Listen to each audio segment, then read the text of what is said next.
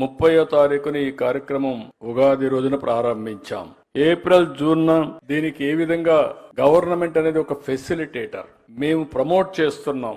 Government ఎప్పుడు కూడా facilitate చేస్తూనే దీనిపైన నేను ఫస్ట్ టైం అందరితో ఒక మీటింగ్ పెట్టి వాళ్ళ ఆలోచన తీసుకున్నాను 18 జూలైన. అదే మేరకు 27 జూలై అయితే నేను చాలా మంది డైస్పోరా ఎన్ఆర్ఐస్ అందరితో మాట్లాడాం. 7న ఆగస్టు మీరు చూస్తే సింగపూర్ లో కూడా ఈ విషయాన్ని చెప్పాను. మొన్నే 14 ఆగస్టున మీరు ఒకసారి చూస్తే గ్రామ సచివాలయంలో ఇవన్నీ కూడా లాంచ్ చేసి ఈ రోజు ఫస్ట్ టైం 19న చాలా క్లియర్ గా లాంచ్ చేశాం.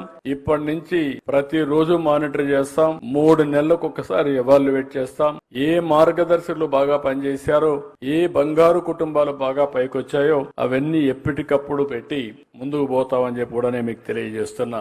ఈ కార్యక్రమంలో అందరు ఎమ్మెల్యేలు ఇన్వాల్వ్ చేశాం, ఎంపీలు ఇన్వాల్వ్ చేశాం, బిజినెస్ పీపుల్ ఇన్వాల్వ్ చేశాం, ఇంటలెక్చువల్స్ అందరినీ కూడా కోరాను. ఎవరైతే ఈ కార్యక్రమంలో ముందుకు రాగలుగుతారో ఎన్జిఓస్ అందరినీ కూడా ఇన్వాల్వ్ చేశాం. ఈ కార్యక్రమాలు చేసిన తర్వాత మీరు ఒకసారి చూస్తే చాలా మంచి ఫలితాలు వచ్చాయి. ఫలితాల్లో కూడా మీరు చూసినప్పుడు చాలా ఇప్పటి వరకు ఒక మంచి బంగారు కుటుంబాలు 98,000తో స్టార్ట్ అయింది. 13,40,697 బంగారు కుటుంబాలని అడాప్ట్ చేసుకునే పరిస్థితికి వచ్చారు.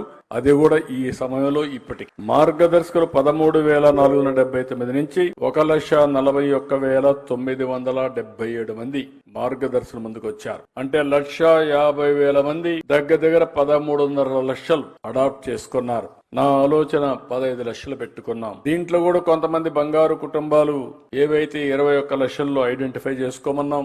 అదే సమయంలో మార్గదర్శకులు కూడా కొంతమంది ఇంకా కొన్ని పేర్లు కూడా వాళ్ళు కూడా అడాప్ట్ చేసుకునే స్వేచ్ఛనిచ్చాం. మళ్లీ చెప్తున్నా, ఇది మానవతా దృక్పథంతో చేసే స్వచ్ఛంద కార్యక్రమం. మనసుండే వాళ్ళందరికీ ఒక వేదికగా దీన్ని పెట్టడం కోసం ముందుకు వచ్చాం. బలవంతం లేదు. ఒకవేళ బలవంతం చేస్తే ఒకసారి వచ్చి మళ్ళీ మీరు పారిపోతారు. కానీ ఒకసారి మీరు ఇన్వాల్వ్ అయిన తర్వాత మీరు చేయగలిగితే మాత్రం మీకు ఎక్కడా లేనటువంటి ఒక తృప్తిని ఇస్తుంది. ఈ రోజు మనం చాలా కార్యక్రమాలు చేస్తా ఉంటాం. ఏ కార్యక్రమంలో రానంత తృప్తి ఈ యొక్క సేవా కార్యక్రమంలో వస్తుందని చెప్పి కూడా నేను మీకు తెలియజేస్తున్నా.